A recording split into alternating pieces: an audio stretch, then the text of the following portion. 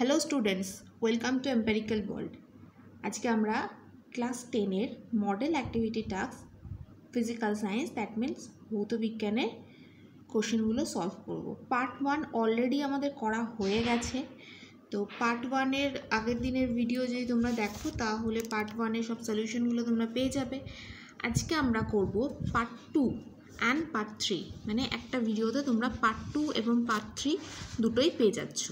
তো দেখো, part 2-র first question কি আছে? PV is equal to W by M R টি।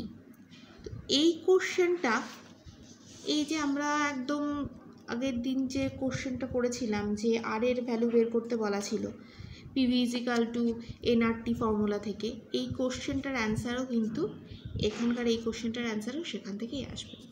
দেখো অ্যান্সারটা কী হবে?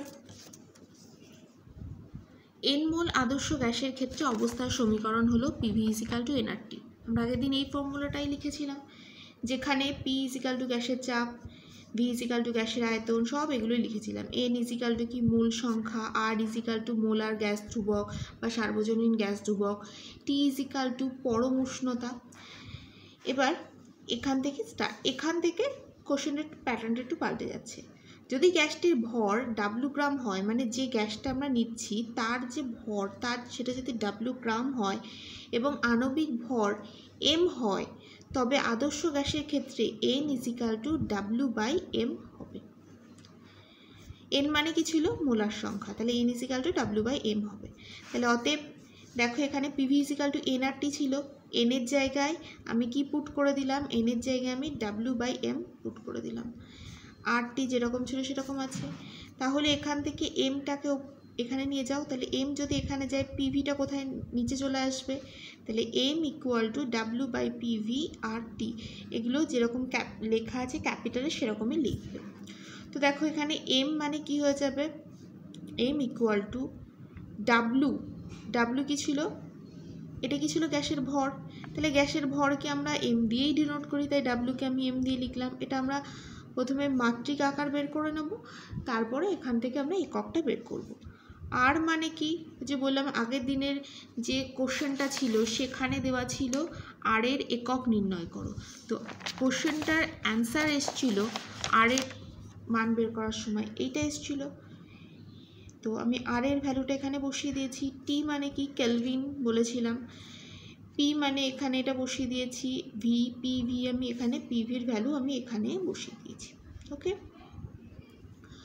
এবার দেখো এখানে এম, এখানকার এম ক্যান্সেল, আমি অন্য কালি ইউজ করি তোমাদের সুবিধা হবে।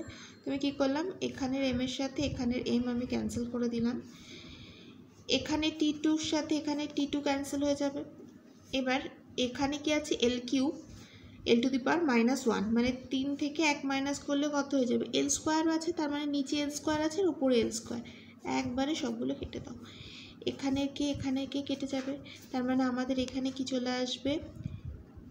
এম বাই মোল, এটাই আসবে। ঠিক আছে, তাহলে অতএব এম এর একক দুটো পদ্ধতিতে হবে, একটা কি সিজিএস, তাহলে সিজিএস পদ্ধতিতে, আর একটা আমরা কি করব? এসআই পদ্ধতিতে। দেখো এম মানে কি? ওজন আমরা কিভাবে মাপি? আমরা হচ্ছে কেজি বা গ্রামে মেপে থাকি। তো এম মানে তো ভর, আমাদের তো প্রথমেই দেওয়া ছিল এম কি ছিল? ভর দেওয়া ছিল। তাহলে সিজিএস মানে কি? ছোট ইউনিট। তাহলে কোনো জিনিস ছোট মাপার সময় আমরা কি করি? গ্রাম, এখানে বাই মোল বা হয়ে যাবে গ্রাম মোল ইনভার্স। ঠিক আছে, এখানে গ্রামের জায়গায় কি হয়ে যাবে? Kg mole inverse. Bracket use করতেও পারো, নাও করতে পারো। তো এই কোশ্চেনটার অ্যান্সার হয়ে গেল আমাদের। এটা খুব ইম্পর্টেন্ট কোশ্চেন, দেখে নাও। ওকে, নেক্সট কোশ্চেনে আমরা চলে যাচ্ছি। নেক্সট কোশ্চেন দেখো কি আছে? গ্রিন হাউস এফেক্টের কারণ ব্যাখ্যা করো। এই কোশ্চেনটা আশা করি কাউকে বলার প্রয়োজন নেই, কারণ এই কোশ্চেনের উত্তর আমরা অলরেডি আগের ক্লাসে আমরা করে এসেছি। গ্রিন হাউস এফেক্টের কারণ কি আমি বলে দিচ্ছি মুখে, তোমরা লিখে নেবে তোমাদের মতো করে। গ্রিন হাউস এফেক্টের কারণ কি, আমরা যে জীবাশ্ম জ্বালানি অত্যাধিক পরিমাণে ইউজ করছি, জীবাশ্ম জ্বালানি বলতে কয়লা, পেট্রোল, এগুলো আমরা অত্যাধিকভাবে যানবাহনের ক্ষেত্রে ইউজ করছি, সেই জন্য বাতাসে কার্বন ডাইঅক্সাইডের পরিমাণ বেড়ে যাচ্ছে। বৃক্ষছেদন মানে অত্যাধিক গাছ কাটার ফলে কার্বন ডাইঅক্সাইডের পরিমাণ পরিবেশে বেড়ে যাচ্ছে, সেটা একটা গ্রিন হাউসের কারণ। নেক্সট হচ্ছে তোমরা বলতে পারো যে আমরা যে ফ্রিজ, এসি, এগুলো যে ইউজ করছি আমরা, মাইক্রো ওভেন, ইন্ডাকশন, তোমার হ্যাঁ ফ্রিজ, এসি এগুলোই বলো, জাস্ট এগুলো চলবে। তো ইন্ডাকশন ওভেন এগুলো যে আমরা ইউজ করছি, এগুলো থেকে এক ধরনের রে বেরোয়, সেই রেগুলো গ্রিন হাউসের গ্যাসের পরিমাণটাকে বাড়িয়ে দেয়। তো এগুলো ভালো করে তোমরা লিখবে এবং যে কোনো বইয়ে গ্রিন হাউস এফেক্টের কারণ তোমরা পেয়ে যাবে, কোনো প্রবলেম হবে না। নেক্সট কোশ্চেন দুটো খুব ইম্পর্টেন্ট, এটা হয়তো তোমরা কোথাও নাও পেতে পারো, তো নেক্সট কোশ্চেনটা আমি বলে দিচ্ছি। দেখো কি আছে, কাচের স্ল্যাবে আলো আপতিত হলে নির্গমনের সময় তা বর্ণালীতে বিভক্ত হয় না কেন? তো এটা একটা কাচের স্ল্যাব, মানে একটা কাচের একটা চৌকো আয়তকার একটা, মনে করতে পারো একটা চৌকো টাইপের একটা বক্স টাইপের রয়েছে, বেশ বড় সড়ো। তো সেই বক্সটা আসলে কি দুটো প্রিজমের যুক্ত করা হয়েছে। মানে প্রিজম কীরকম হয়, প্রিজম তো তোমার এইভাবে হয় না, প্রিজম দেখো, প্রিজম আমরা কিভাবে ড্র করে থাকি, প্রিজম তো আমি কোশ্চেনের মধ্যেই করছি, তো প্রিজম তো আমরা এইভাবে ড্র করে থাকি না।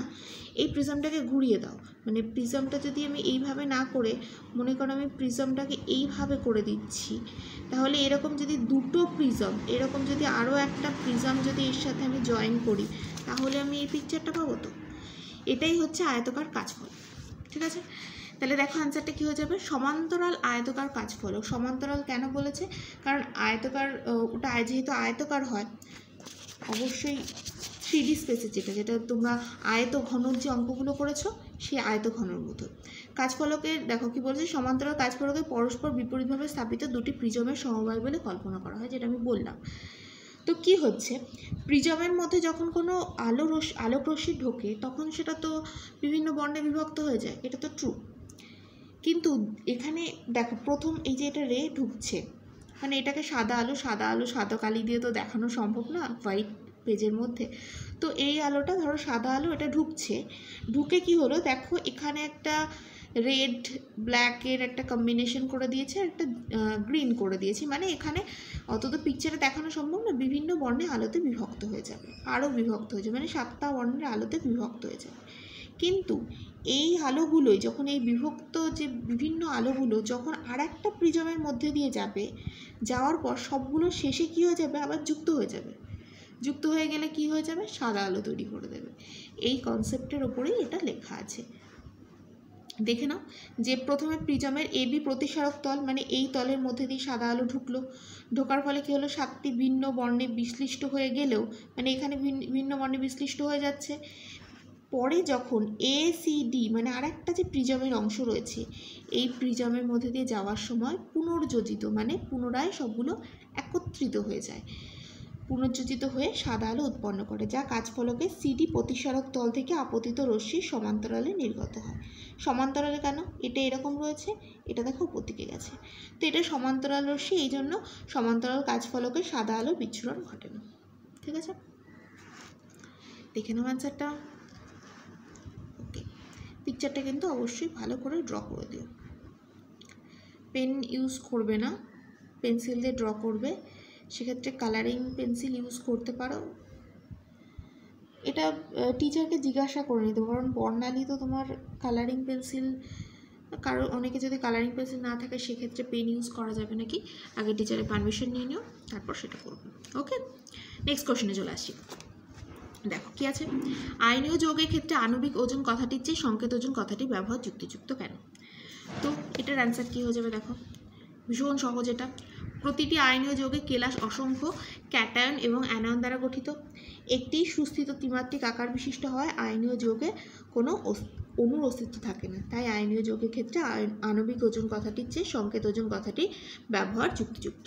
ওকে, এবার আমরা পার্ট 3 স্টার্ট করব। পার্ট 3 ফার্স্ট কোশ্চেন দেখে নাও।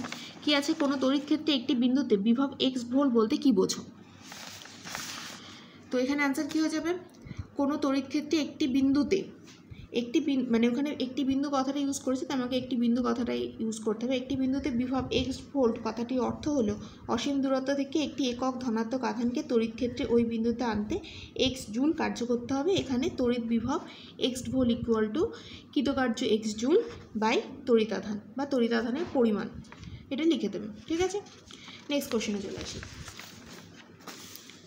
দেখ এখানে কি দেওয়া আছে, কোনো পরিবাহীর মধ্যে দিয়ে 16 অ্যাম্পিয়ার তড়িৎ প্রবাহ গেলে প্রতি সেকেন্ডে তার মধ্য দিয়ে প্রবাহিত ইলেকট্রনের সংখ্যা নির্ণয় করো। তো এখানটা কি করে লিখতে হবে, আমরা জানি Q is equal to I T. কেউ ছোটো হাতের ইউজ করতে পারো, অনেক জায়গায় ছোটো হাতের ইউজ করা থাকে, তো এখানে small Q small I use করা যেতে পারে, অ্যাকচুয়ালি সেটাই উচিত, বাট তোমাদের অনেক বইতে আমি ক্যাপিটাল দেখছি ওই জন্য এটাই করলাম। তো কিউ এর মান আমরা বের করব, তাহলে এখানে কিউ ইজ ইকাল টু আধানের পরিমাণের একক কি, coulomb. I is equal two কি, তড়িৎ প্রবাহ মাত্রা, যার একক ampere. T is equal two সময়। ওকে, আচ্ছা দেখো এবার এখানে আরেকটু আমি এটার সাথে যুক্ত করছি, তড়িৎ প্রবাহ মাত্রা ইকুয়াল টু, এখানে কত আছে 16 অ্যাম্পিয়ার, তাহলে আমি এখানে 16 অ্যাম্পিয়ার কথাটা লিখে দিতে টি ইজ ইকাল টু কী হয়ে যাবে, প্রতি সেকেন্ড, তার মানে 1 সেকেন্ড ইউজ করে দিতে পারি। তাহলে অতএব কিউ ইকুয়াল টু, কিউ আমি বলেছি কি কুলাম হয়, কিউ ইজ ইকাল টু কী হয়ে যাবে, আয়ের ভ্যালু কী হয়ে যাবে এখানে 16 ইন্টু 1, এটা কী হয়ে যাবে কুলম, বা তোমরা লিখতে পারো 16C। অতএব Q is equal two 16C। এবার আমাদের ইলেকট্রনের সংখ্যা নির্ণয় করতে বলেছে, অতএব ইলেকট্রনের সংখ্যা কি হয়, কিউকে যদি এই তড়িতাধান দিয়ে গুণ করে দেওয়া যায় তাহলে ইলেকট্রনের সংখ্যা পাওয়া যাবে। ইলেকট্রনের সংখ্যা কত হয়ে যাবে 1.6, সরি আমি এখানটা এটা হয়ে যাবে কিউ বাই ইলেকট্রনের ডিভাইড হবে, গুণ হবে না, ইলেকট্রনের আধান। ঠিক আছে, তো এখানটায় আমাদের কি চলে আসবে,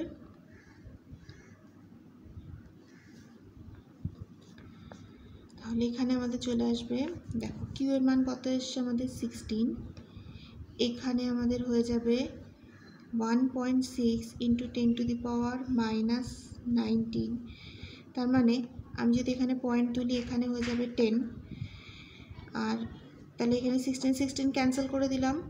আচ্ছা, ওপরে 10 রয়েছে, এটা 10⁻⁻19, তার মানে ওপরে তুললে কত হয়ে যাবে 10⁻19, তার মানে 10⁻20 এটা হয়ে যাবে। ঠিক আছে, তাহলে ইলেকট্রনের সংখ্যা মানে কি, কিউ বাই ইলেকট্রনের আধান, বা আধানের মানে ইলেকট্রনের আধানের সংখ্যা, এই যে এখানে যে কুলম্বে যেটা দিয়েছে সেটা।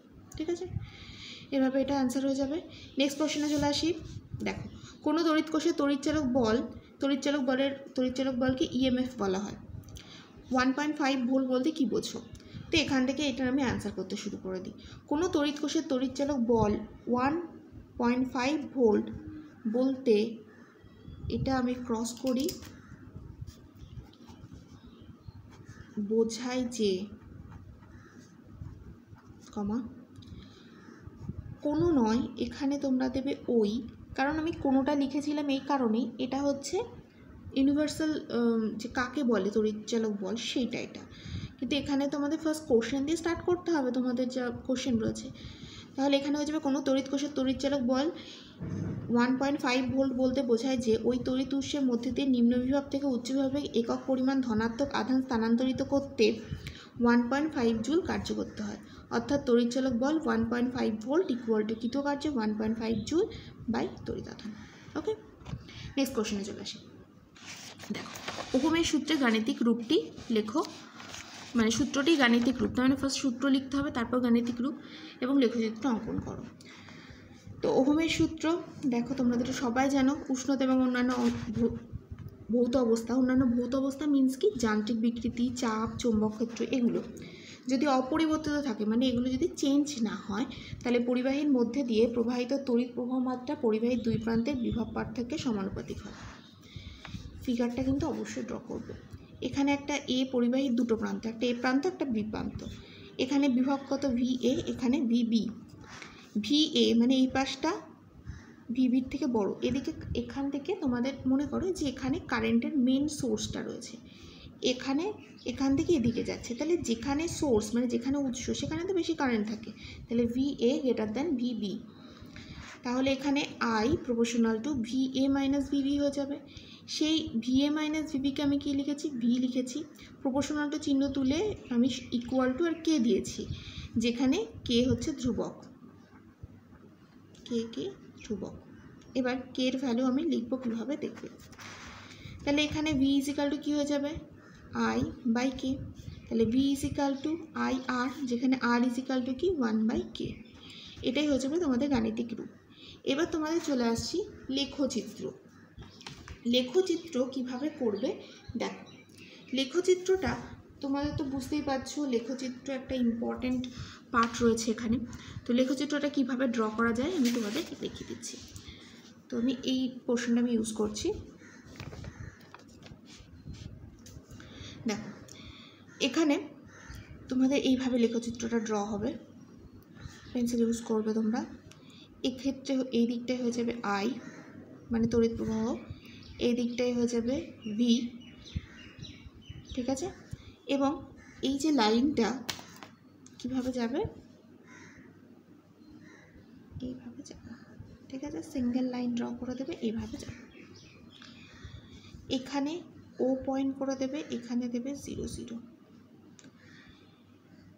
এটাই লেখচিত্র। এবং লিখতে পারো ওহমের সূত্রের লেখচিত্রটি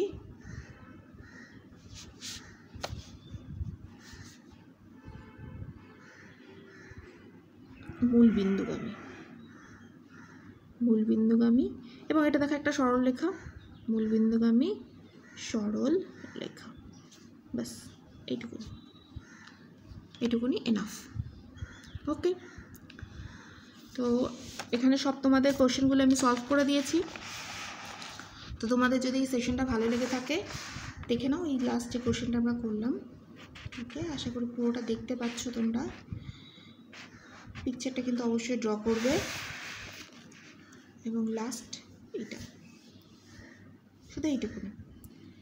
যদি সেশনটা ভালো লেগে থাকে তোমরা আমার চ্যানেলকে লাইক করো, যাতে নেক্সট ভিডিওগুলো তোমরা নোটিফিকেশন পেয়ে যেতে পারো। আর ভিডিওটিকে একটা লাইক করে দিয়ে যাও। Thank you for watching.